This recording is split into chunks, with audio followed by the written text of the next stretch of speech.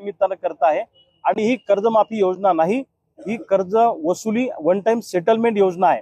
म्हणून आजपासून मी आज घोषणा करतो महाराष्ट्रासमोर आणि सरकारलाही सांगतो की जोपर्यंत सरसकट कर्जमुक्ती होत नाही, विना अट विना निकष कर्जमुक्ती होत नाही आणि आम्हा शेतकऱ्यांना हक्काचा पीक विमा मिळत नाही, तोपर्यंत मी अन्नाचा एक कणही खाणार नाही।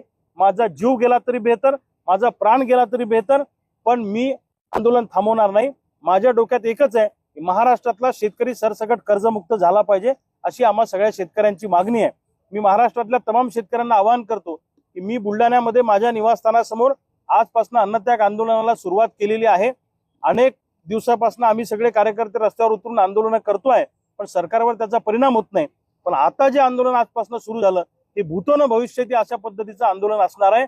एक तर सरकार जाईल, नाही तर आम्ही शेतकरी राहू। आर्या पारची लढाई आता इथून पुढे करायची आहे। कर्जमुक्ती घेतल्याशिवाय थांबायचं नाही, या निर्धारानं आज आम्ही या ठिकाणी बसलेलो आहे।